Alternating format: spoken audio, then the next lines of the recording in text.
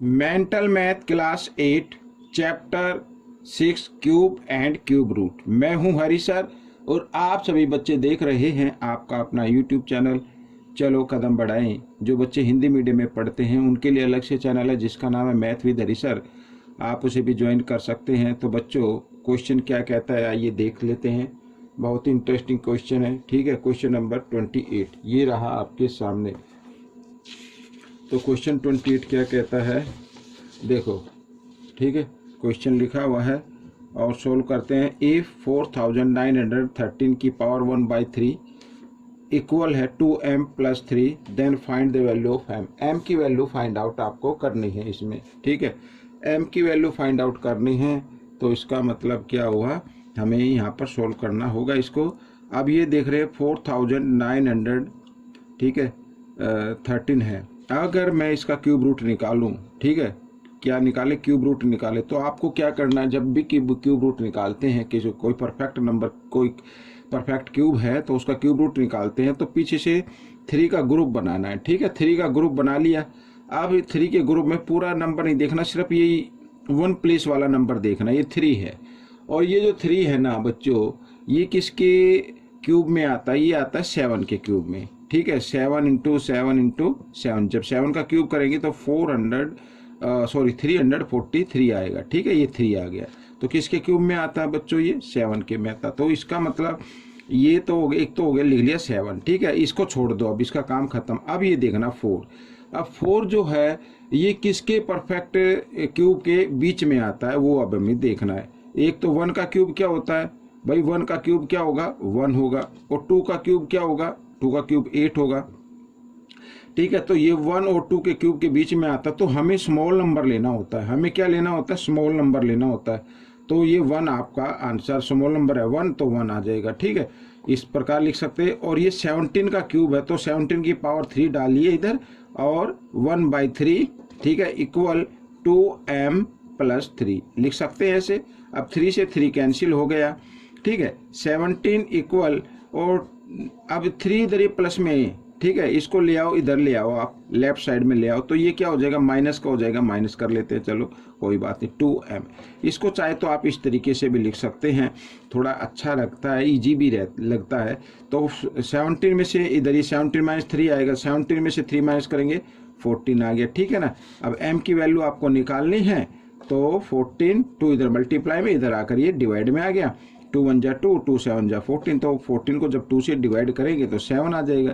तो m की value क्या आ गई बच्चों 7। ये आपका आंसर बन गया। ठीक है, इस तरीके से क्वेश्चन सोल्व हो गया। तो क्वेश्चन नंबर 29 क्या कहता है ये देख लेते हैं। क्वेश्चन नंबर 29 भी इजी है। ठीक है तो क्यूब रूट में 8/343 डिवाइड है, फिर लिखा है यहाँ पे ये स्क्वायर रूट है बच्चों। ठीक है, 100/49 फिर क्यूब रूट आ गया। तो इसको सोल्व करना, कंफ्यूज करने के लिए थोड़ा अलग अलग दिया हुआ, कोई बात नहीं, हम डायरेक्ट करते हैं।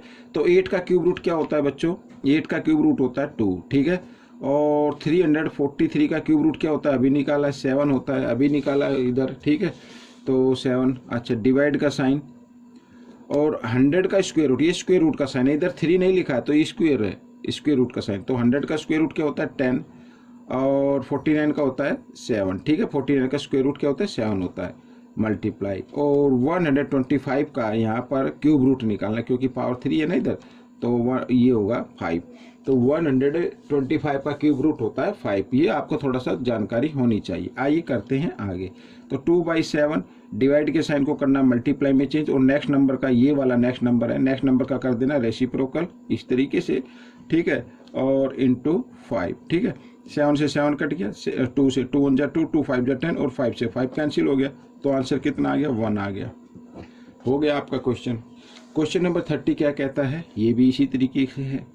तो क्यूब रूट निकालना है बच्चों। ठीक है ना, क्या निकालना है, क्यूब रूट निकालना है। तो दोनों क्यूब रूट में है तो चाहे तो आप इसको क्या करें, एक ही क्यूब रूट में आप इसको ले ले, कोई दिक्कत नहीं है। ठीक है, कोई दिक्कत नहीं है, इस तरीके से आप लिख सकते हैं। ठीक है, 40,000/512। ठीक है, और डिवाइड का साइन लगा लो, कोई दिक्कत नहीं है इधर, और ये 5/512 ऐसे कर सकते हैं।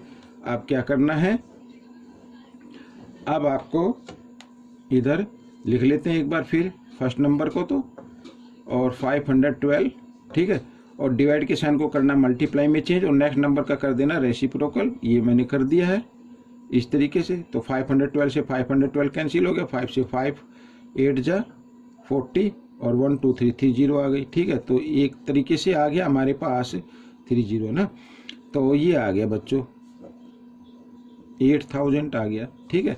और इसको आप चाहे तो लिख सकते हैं बच्चों किस तरीके से, 8000 है तो 8 इंटू 1000 लिखा जा सकता है, कोई दिक्कत नहीं, इजी हो जाएगा आपके लिए।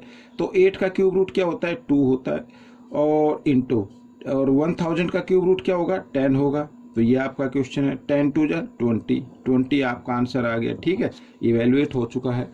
तो आइए करेंगे अब हम क्वेश्चन नंबर 31। ये रहा आपके सामने, ठीक है। क्या कहता है, find the number of unit cube in the given figure. Unit cube हमें फाइंड आउट करना है, ठीक है। तो कितनी क्यूब इसमें से होंगी, कितनी क्यूब यूनिट होंगी वो हमें फाइंड आउट करना है। तो सबसे पहले आप वॉल्यूम फाइंड आउट करेंगे इसका क्यूब का, ठीक है। आइए कर लेते हैं, वॉल्यूम ऑफ क्यूबॉइड है।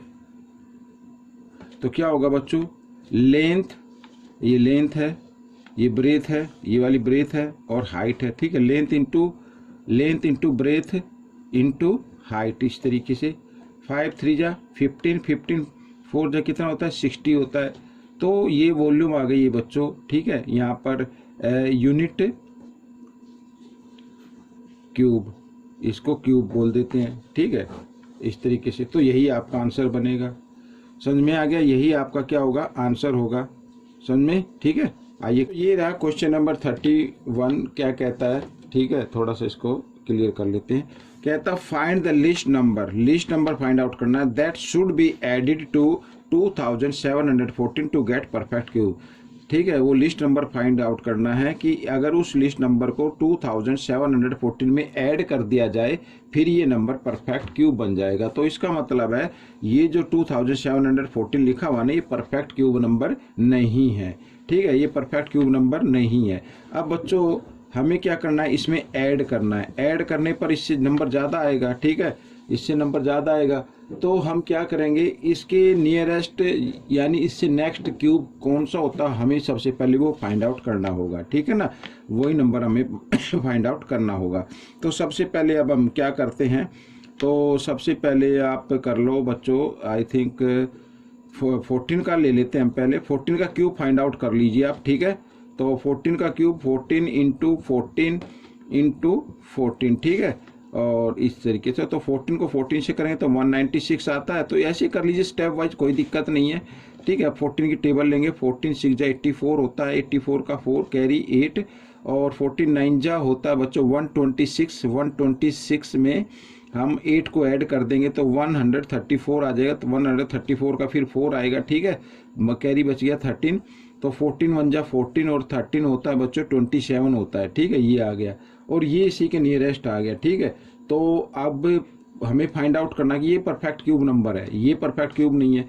तो अगर हम ये जो परफेक्ट क्यूब नंबर आया 14 का, ठीक है, इधर मैं लिख लेता हूँ इस तरीके से। तो इसमें से अगर ये जो गिवन नंबर है इसको हम सब्ट्रैक्ट कर दें तो हमें मालूम हो जाएगा कि हमें क्या ऐड करना है। तो 4 में से 4 माइनस करेंगे 0, 4 में से 1 माइनस किया 3, ठीक है, तो 30। अगर हम इसमें 30 ऐड कर दे तो फिर यही नंबर आपका आ जाएगा 2744, ठीक है ना। तो that means the least number is 30, ये आपका आंसर बन गया बच्चों। तो ये वीडियो भी कंप्लीट हो गई है। आपको ये वीडियो कैसी लगी, ठीक है, मुझे ज़रूर बताएं, और इसमें से सीखकर दूसरे बच्चों को ज़रूर सिखाना है। अब हम मिलेंगे नेक्स्ट पार्ट पर, तब तक आप इसी वीडियो को पूरा देखें और देखकर इसमें से सीखें और प्रैक्टिस करें, ठीक है। मिलेंगे नेक्स्ट पार्ट में, टिल देन थैंक यू।